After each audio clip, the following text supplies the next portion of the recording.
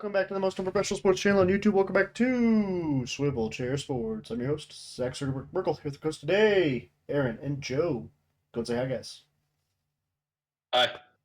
Alright, in this video, we'll be doing another edition of our weekly NFL winners and losers. This time, taking a look back at week 7 of the NFL regular season. If you haven't seen one of these videos before, we'll each be going around giving either a winner or a loser from this past week in the NFL. And just keep going round and round until we run out of people to talk about. Yeah, and if you like our content, be sure to like and subscribe, leave a comment, let us know what you think. But, back to the video. So, for our first winner of the week, I think I'm going to go with somebody that mistakenly doubted last week in the weekly predictions. Saquon Barkley.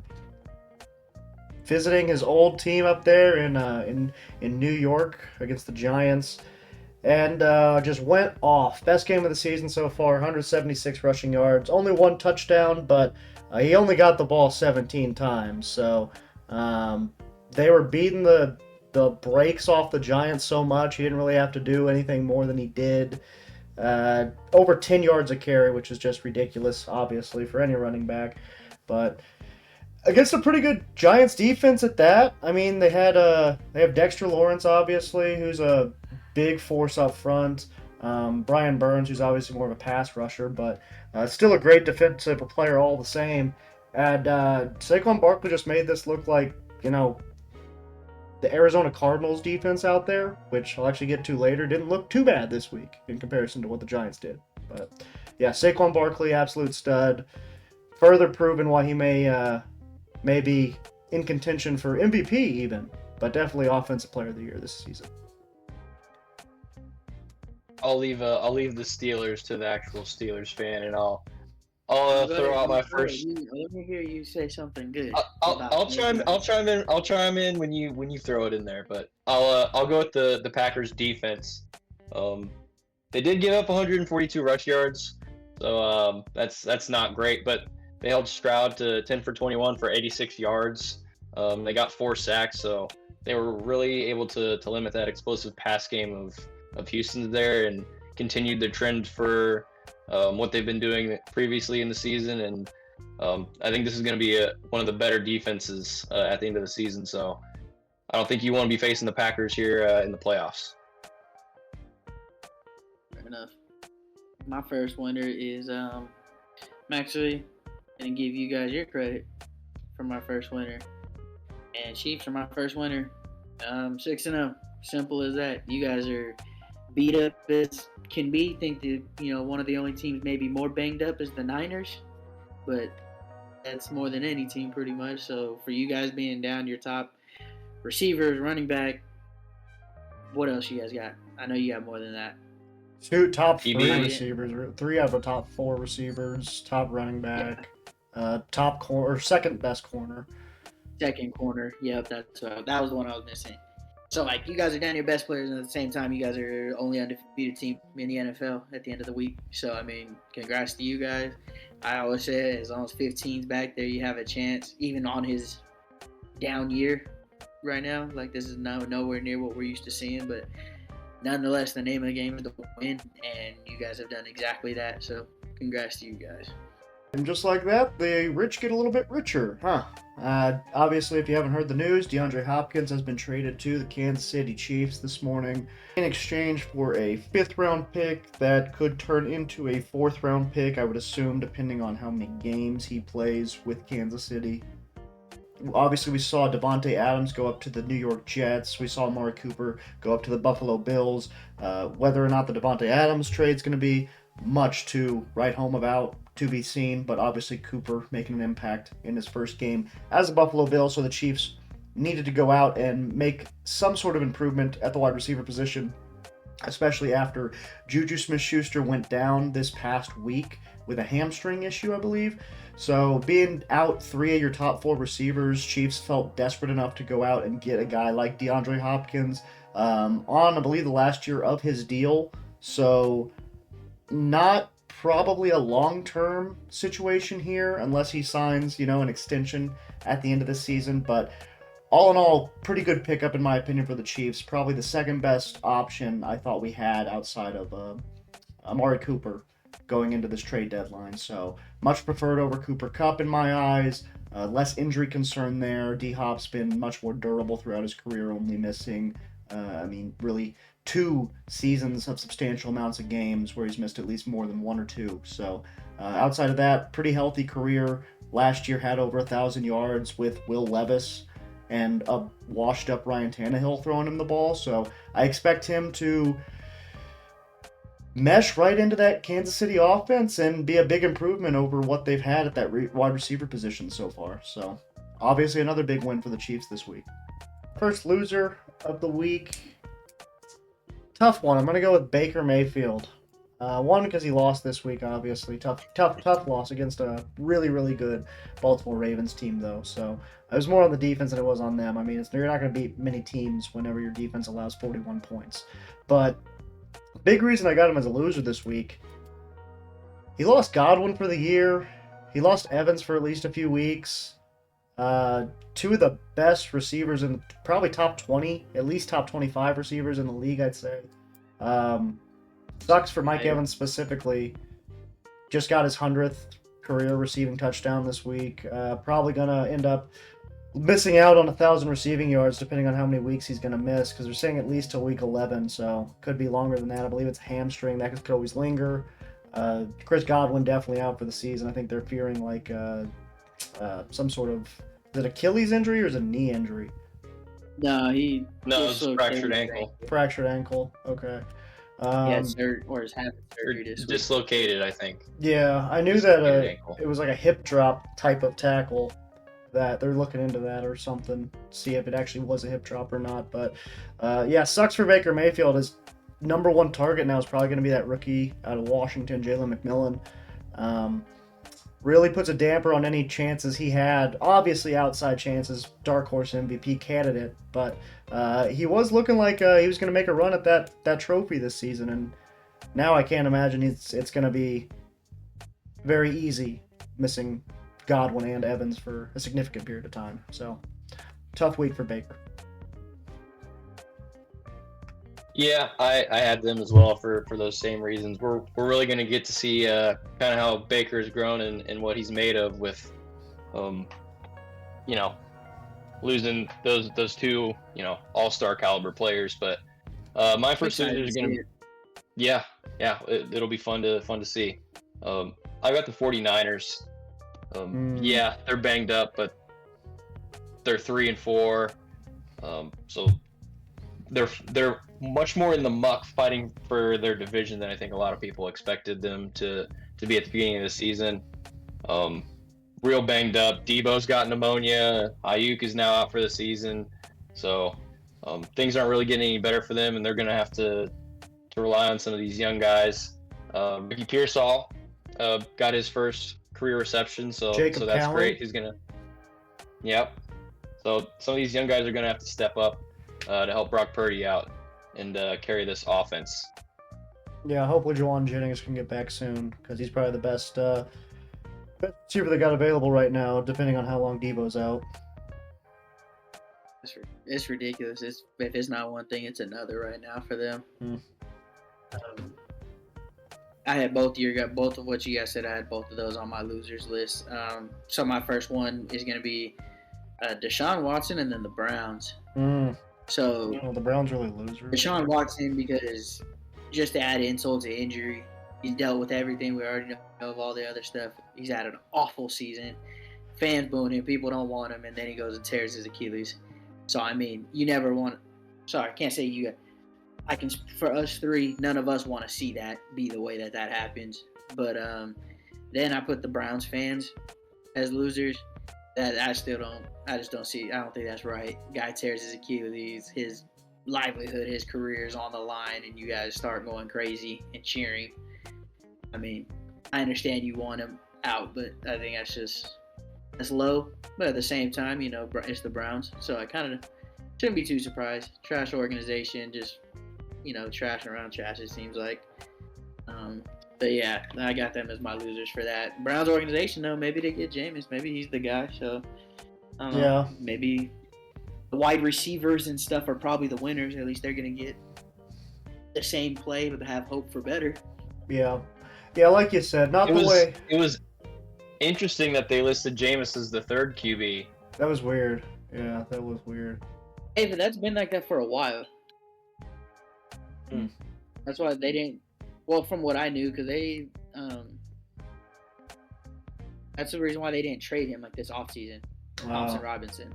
Yeah. There was like other teams that I think have wanted him and like were trying to trade for him, but they kept him around because of the play style. Yeah, like you said, obviously not the way I wanted Jameis Winston to be bolted into the starting spot. I would have much preferred Deshaun get shamed to the bench, but it is what it is at the end of the day. I was thinking that maybe kind of the bright side of things is it could basically eliminate any chance Deshaun Watson starts for the Browns again, get off that contract maybe. But then I looked at the contract, man, and they're still going to be looking at, even if they cut him this offseason, $172 million in dead cap. Even if they wait till the season They after can't that. cut him. They can't cut him. Because even if, they'll have to either trade him or let's say he's Play out him. till halfway through next season, and then you just decide, let's just sit him the rest of the year, get him some, to rehab that knee a little bit more, or Achilles a little bit more. Just play it safe for whatever, an excuse would be to get through the rest of the season without putting him under center. But then you have to deal with $99 million in dead cap, even if you wait another season to cut him. So you're really screwed regardless of how you look at it. Sucks you're not even going to get anything out of him for at least a year or so. how long is his contract when he signed it? How long was it? It was a 5-year 7 years, deal. wasn't it? 5-year, $230 million. He might have had Yeah. 2 years left All on the right. Texans contract, but he's on the 3rd year of that extension. So a lot of money left. My next winner. Most expensive backup in the NFL.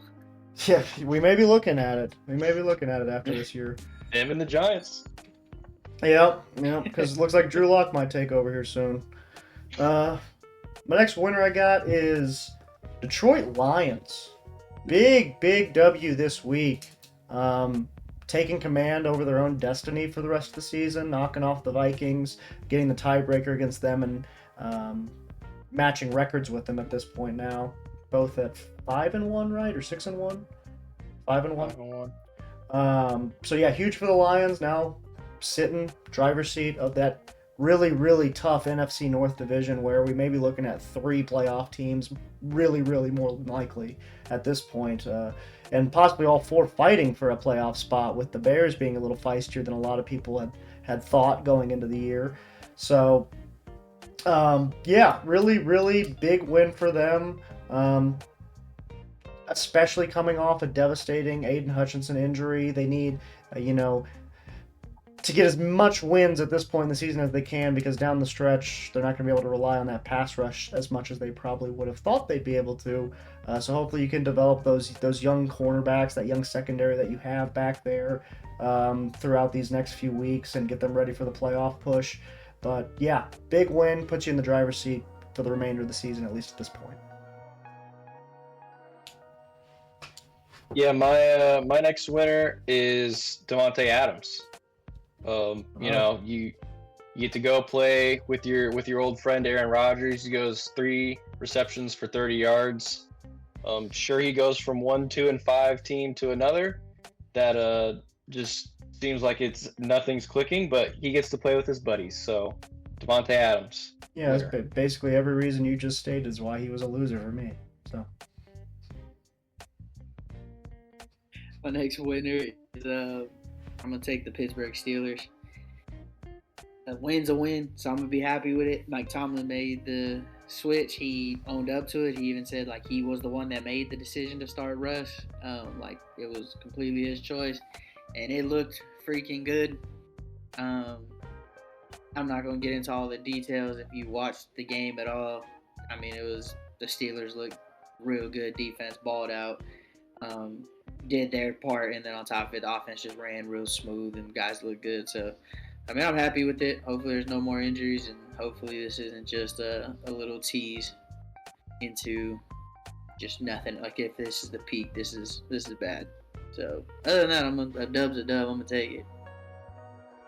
Yeah, it kind of looks like the Steelers has, they have something with Russ that they didn't have with Justin Fields, and that's, some semblance of a deep ball. To me, it feels like Fields is still a little bit hesitant to kind of let it loose and push the ball downfield. He seems like maybe a little bit scarred from his days in Chicago. Yeah, That's a good point. It really is. I mean, Russ he was giving 50-50 balls to Pickens left and right, and I think the way it looks, those balls ain't really 50-50. It's looking like he's one of the better jump ball guys in the league. Not overall receivers, but jump ball 50-50. I think he can be up there with the best of them. Yeah, I'm sure he's happy to start seeing those downfield targets now. My next loser, I've got the Chargers, but most specifically, I got the Chargers fans. Because I'm sure, All 25 of them? Yeah. Specifically the one that, ESPN keeps trying to shove down our throats out there. Super fan. That was present again this weekend, apparently. But yeah, I'm sure 6 weeks into this year, Chargers fans, they felt different after that Broncos game last week. Harbaugh, obviously, big improvement over Staley. At least doesn't cost them games. Yeah, at least he doesn't cost them games. But at the same time, it feels this week specifically, felt like the same old Chargers, going back to, not really being able to win the games you're supposed to win. Against a Cardinals team that have been pretty bad, specifically on the defensive side this year, and you're not able to manage a single touchdown. Not offensive or defensive, but specifically offensive. You can't even score a touchdown with Justin Herbert at QB.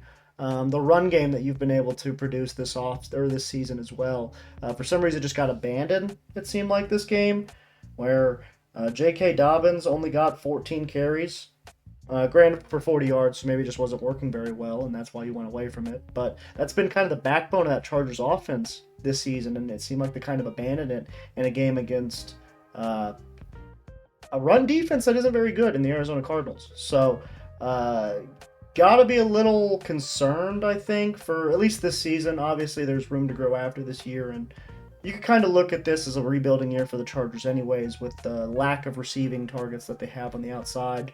But after going through the first 6 weeks with your only losses against teams like Kansas City and Pittsburgh, dropping one to the lowly Cardinals has to sting a little bit, especially since it puts you one more game behind the undefeated Chiefs in the division. So, tough week for Chargers fans. All 20. And they moved the ball. They had almost 400 yards of total offense. Yeah. So I'm with you. Couldn't punch it in. That's unacceptable to not put 7 points on the board at least once. Yeah. And didn't Herbert throw for like 350 almost? I think at least 300. Couldn't get a broken tackle? Maybe just one more broken tackle? Yeah. Maybe get in the end zone at some point, somebody? Yeah, they're still pretty banged up on the O-line, though, so aren't they? So, Yeah.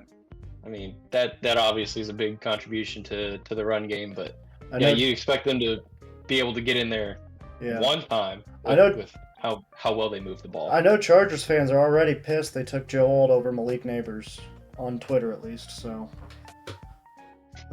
things are Yeah, they want to see the big plays, but yeah.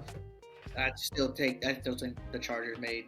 No, I think in the long run still they think made the the right Chargers made the decision. right call to protect Herbert the way Yeah. if they think he is what he is, then gotta get him. Yeah, I've got the Titans here in my losers yet again. Listen, you're not going to win the division. You're not really going to make a playoff push.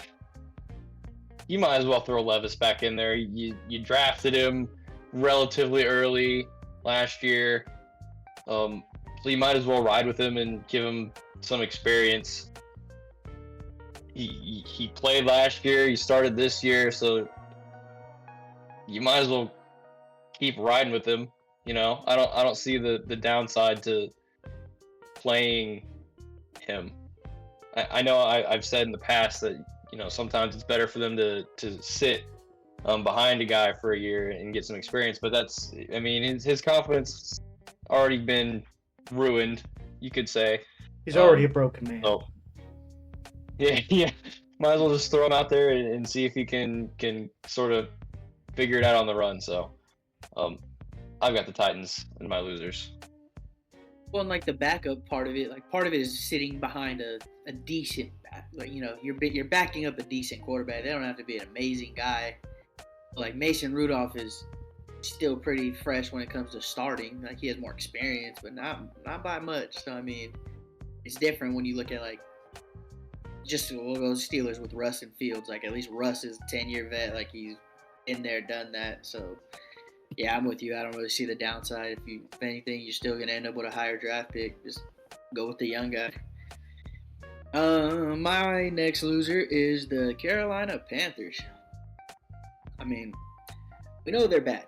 Like that's not the shocking part. That's not even the gist of it. It's just their organization, the owner is in it. They're talking about, seems like they're pulling in opposite directions at the very top. Team on the field can't seem to figure it out. They can't seem to get the right coach. They were playing the young quarterback, not really helping him out much, it seemed like. And then you bench him, and congratulations, they got one win. So I think it's now time to just maybe flip back to Bryce if they even want him. So that kind of pulls me into my next winner, which is Bryce Young. I'm going to just take Berg's start of it. It's Bryce Young.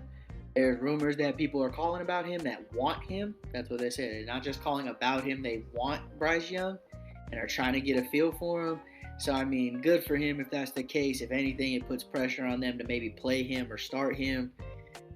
Seems like for him it's going to end up him playing at some point, whether it's here or at another team. Because waiting for him or planning to sit him as a number 2 the rest of his career. So, yeah, Panthers they're bad in general. They have a lot to figure out more than just on the field before anything starts to work out for them, I feel like. Yeah, you got to start somewhere. Who do we think's calling? Seahawks? Team that's, not bad enough to get one of those top quarterbacks, but they got a guy that they're probably not super sold on. That might be good for one more year behind, future. For the rest of the year behind you. I don't mind that. I've got a feeling it's the Rams. I've heard rumors they're looking to move off Stafford because it's kind of a lost season and there's not a whole lot, He's at the end of his rope, supposedly, and they may be looking to move on to somebody else. So, could be interesting. You need to start rebuilding. Yeah. Especially with Donald gone. My next winner, my last winner maybe. I've got Seattle's defense. After a really rough start to this year, they went into a game against a really, really good offensive team in Atlanta. A team that, has been putting points on just about everybody this year. And they held them to 14 points. They may have lost the time of possession. They may have lost total yards even. But they forced 3 turnovers. 3 crucial turnovers that kind of swung the momentum all the way to Seattle's side. I think it's definitely a step in the right direction of a really, really pretty young defense in all reality. And maybe a sign that those young pieces are starting to gel a little bit. And maybe give them a little bit more of a threat on that side of the ball going into the second half of the season with a chance to win the division when they probably thought it was going to be the Niners to lose. So I think it's a really good step in the right direction for Seattle's defense, hopefully a sign of things to come and not an anomaly. But yeah, a really good offense over there in Atlanta that they were able to kind of stymie and come away with 3 turnovers in one game.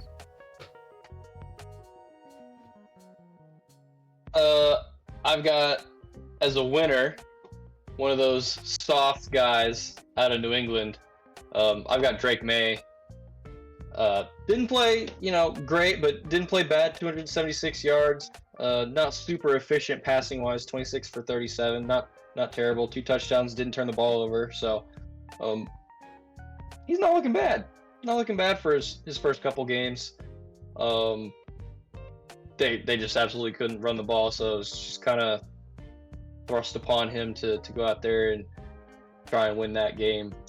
which is tough. But he's not looking bad. He's looking a lot better than at least I thought he would. So Drake Maye, winner for the week. I like that one. I think he's had a great first 2 games. So other than takeaway loss, other than just the losses, got to be a little happy at what you drafted so far, just a little bit. This is my last one. This is the last winner and loser. But I'm going with Kliff Kingsbury. Jaden Daniels looks every bit of that number 2 pick that you took him with. He looks like your guy. He's still up for Offensive Rookie of the Year. Hopefully, we'll see how the injury happens, but or plays out. But he gets hurt early in the game, and oh no! Now let's see what the Commanders look like without their superstar young guy.